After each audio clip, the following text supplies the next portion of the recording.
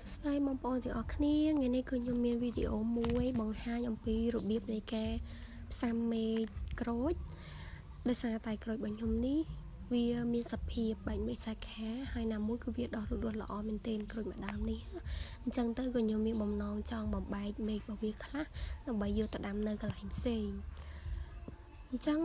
តើតើជាមួយនឹងរបៀបនៃការផ្សាំមេឃក្រូចនេះគឺងាយទេអត់ពិបាកទេបងប្អូនអាចអនុវត្តតខ្លួនឯងបាននៅផ្ទះបានណាអញ្ចឹងជំហានដំបូងគឺយើងធ្វើការជ្រើសរើសយកមេឃក្រូចណាដែលវាមានសុខភាពល្អ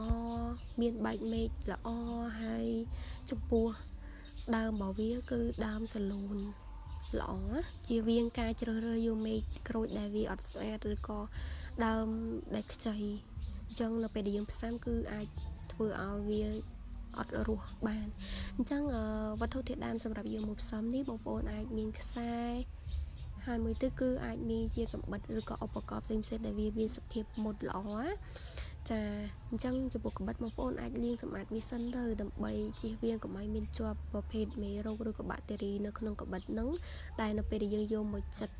ដើមក្រូចទៅវាអាចបង្កផលប៉ះពាល់ក៏ដូចជាបង្កឲ្យមានជំងឺផ្សេងៗនៅលើដើមរបស់យើងហើយចំពោះថង់បងប្អូនអាចប្រើជាថង់ធម្មតាក៏បានដែរឬក៏ជាប្រភេទកណាត់អីផ្សេងៗក៏បានដែរឲ្យតែយើងដាក់ដីជាប់ហើយអាចចងភ្ជាប់ជាមួយនឹងដើមក្រូចរបស់យើងបានណាហើយចំពោះដីផ្សាំវិញយើងអាចប្រើប្រាស់ជាប្រភេទសកៃដូងក៏បានអាចឬណាអាចឈើដែលយើងបានហ្នឹងក៏បានឬក៏ប្រភេទដីធម្មតាក៏បានដែរអញ្ចឹងចំពោះដីដែលខ្ញុំយកមកប្រើប្រាស់ឥឡូវនេះគឺខ្ញុំប្រើប្រាស់ជាប្រភេទដីបណ្ដុះកូនដែលដីបណ្ដុះកូននេះគឺខ្ញុំមានលាយជាមួយនឹងធ្យូងអង្កាមជានឹងជីកប៉ុសគោកហើយនឹងប្រភេទដីដែលមានជីវជាតិខ្ញុំអាចដាក់លាយចម្រុះគ្នាទៅហើយចំពោះដីនេះបងប្អូនទាមទារឲ្យធ្វើការស្រោចទឹកក៏ដូចជាផ្សើមដីនឹងឲ្យចូលជាមុនសិនមុននឹងយកវាទៅធ្វើការផ្សំជាមួយនឹងមេឃក្រូចរបស់យើងពីព្រោះដើម្បីឲ្យដីរបស់យើងមានសំណើមហើយធ្វើឲ្យក្រូចរបស់យើងនឹងងាយស្រួលក្នុងការចាក់ឫសចូលក្នុងដីនឹងផងដែរចាអញ្ចឹងមេឃក្រូចនេះគឺជាមេឃដែលខ្ញុំធ្វើការជ្រើសរើសរៀបរាល់ហើយអញ្ចឹងជំនាញបន្ទាប់គឺខ្ញុំមកបង្ហាញអំពីរបៀបនៃការចាត់មេឃក្រូចនេះម្ដងអញ្ចឹងយើងត្រូវធ្វើការចាត់សបកដែលនៅខាងក្រៅនឹងចេញសិនបងប្អូនអាចចាត់ដូចខ្ញុំនេះក៏បានដែរយើងយកកាបិតគៀវាមកជុំវិញនឹងទៅទាំងលើនិងក្រោមហើយយើងអាចធ្វើការបកសបកដែលនៅកណ្ដាលនឹងចេញបានហើយ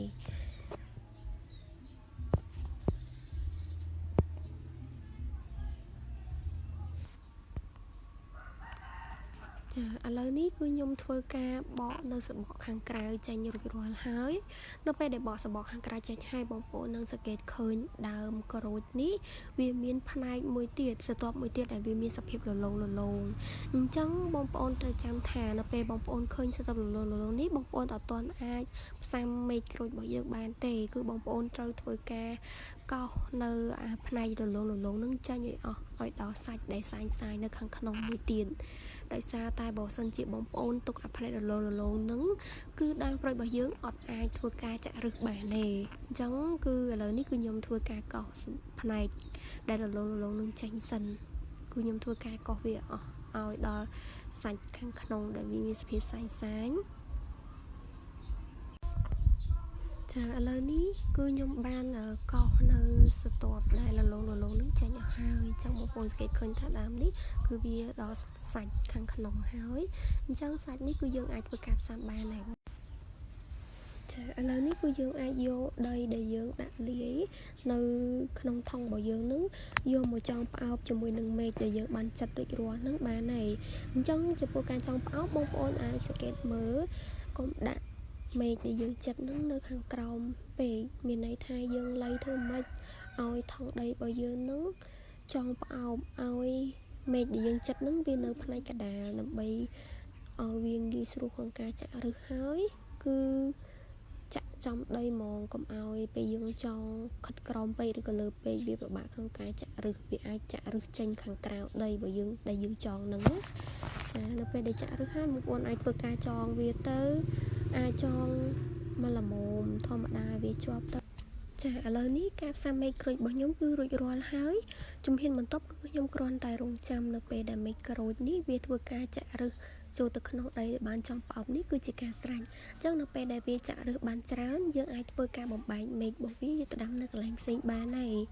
ហើយសម្រាប់ការបំបែកមែកនេះបងប្អូនអាចប្រើជាកន្ត្រៃឬក៏ជាកាបិតក៏បានដែលវាមានមុខមុនធ្វើការកាត់មែកដែលនៅក្រោមថង់ដែលយើងបានចង់ផ្អោបនេះយកទៅដាំបានហើយចំពោះវិធីសាស្ត្រនេះខ្ញុំអាចនិយាយបានថាគឺវាមានប្រសិទ្ធភាពដោយសារតែខ្ញុំបានអនុវត្តវាច្រើនដងហើយរាល់ការអនុវត្តរបស់ខ្ញុំគឺតែងតែទទួលបានជោគជ័យអញ្ចឹងបងប្អូនអាចសាកល្បងវិធីនេះទៅផ្សំលើដំណាំផ្សេងៗដែលបងប្អូនដាំជាប្រភេទដំណាំហូបផ្លែបានសម្រាប់វីដេអូរបស់ខ្ញុំគឺមានតែប៉ុណ្្នឹងទេអរគុណច្រើនបងប្អូនទាំងអស់គ្នា